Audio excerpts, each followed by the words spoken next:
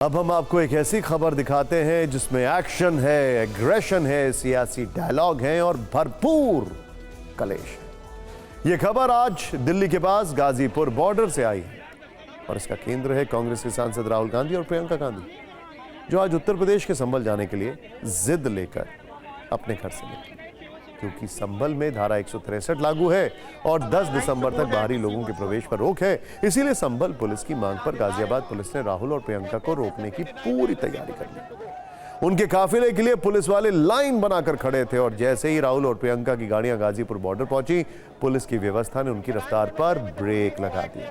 पहले तो राहुल गांधी और प्रियंका गांधी काफी देर तक गाड़ी में बैठे थे, लेकिन जब राहुल गांधी अपनी कार से बाहर आए तो उन्होंने अपने मौजूदा राजनीतिक मॉडल के तहत पहले संविधान की किताब निकाली, उसे अपने हाथों से लहराया, फिर अपनी बात रखनी शुरू की। राहुल गांधी ने संभल चलो अभियान के तहत पुलिस को मनाने के लिए प्रस्तावों की एक लंबी चौड़ी सूची रखी। पहला प्रस्ताव था कांग्रेस के सिर्फ 5 लोगों को संभल जाने की इजाजत मिले, जिसमें राहुल प्रियंका खुद मौजूद रहेंगे।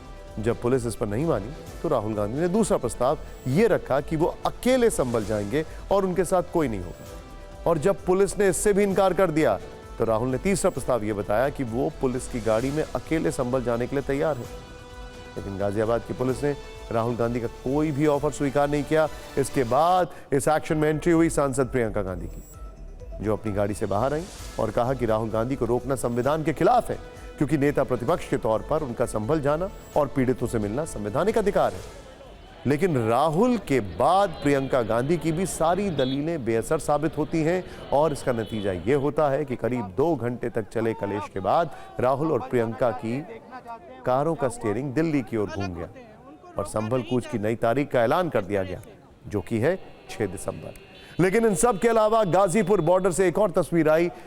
जब तक गाजीपुर बॉर्डर पर यह कलेश चलता रहा, तब तक वहां करीब 5 किलोमीटर लंबा जाम लग चुका था। लोग घंटों से उस जाम में फंसे थे, परेशान हो रहे थे, लेकिन इन्हीं में से कुछ लोगों के सब्र का बांध टूट गया और बदले में उन्होंने कांग्रेस के कार्यकर्ताओं को पीटना शुरू कर दिया, जो वहां पर राहुल और प्रियंका गांधी के लिए नारेबाजी करने आए थे। हालांकि पुलिस ने बीच बचाव करके इस मारपीट को शांत कराया, लेकिन संभल की चिंगारी अभी शांत नहीं हुई है। हिंसा के बाद जितनी गर्मी संभल के माहौल में है, उससे कहीं गुना ज्यादा तापमान संभल वाली सियासत का है।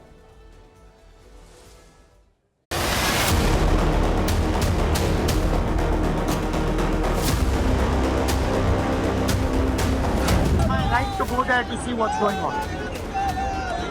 They're regarding it. What basis if they deny the LOP permission to go? It's the issue of law and order. But am I going to disturb law and order? ये कॉन्स्टिट्यूशन के खिलाफ है। हम सिर्फ संभल जाना चाहते हैं, देखना चाहते हैं वहाँ क्या हुआ, लोगों से मिलना चाहते हैं। मगर हमारा जो कॉन्स्टिट्यूशनल अधिकार है, मेरा जो कॉन्स्टिट्यूशनल अधिकार है, उसको मुझे दिया नहीं जा रहा है। ये भी कहा कि मैं अकेला चले जाऊंगा, यूपी की पुलिस के साथ मैं अकेला चले जाऊंगा, मुझे अकेला ले जाइए, वो भी करने के लिए तैयार नहीं है। पुलिस वालों के पास कोई जवाब नहीं है। शायद उत्तर प्रदेश की स्थिति क्या ये है कि आप इतना भी नहीं संभाल सकते।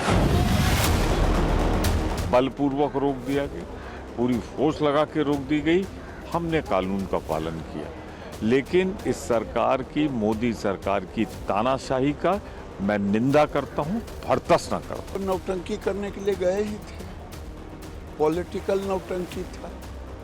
जब सरकार ने सबों को रोक दिया है 10 तारीख तक, तो गए काहे को थे? राहुल गांधी जी भारत जोड़ो और मोहब्बत की दुकान वहाँ पे खोलने जा रहे थे, लेकिन आज उनके यात्रा को बाधा दिया गया है, क्योंकि जिस प्रकार से बीजेपी ने मणिपुर में आग लगाई, वही आग वो आप देश के अलग अलग कोने में लगाना चाहते हैं। विपक्ष के नेता श्री राहुल गांधी जी और कांग्रेस ही अपना नौटंकी शुरू कर दिए हैं। इससे श्री राहुल गांधी जी और कांग्रेस पार्टी हरियाणा से लेकर के महाराष्ट्र तक में जो हार का गहरा घाव लगा है, उसे वो बर्दाश्त नहीं कर पा रहे, उससे ध्यान बांटने के लिए इस प्रकार के काम कर रहे हैं।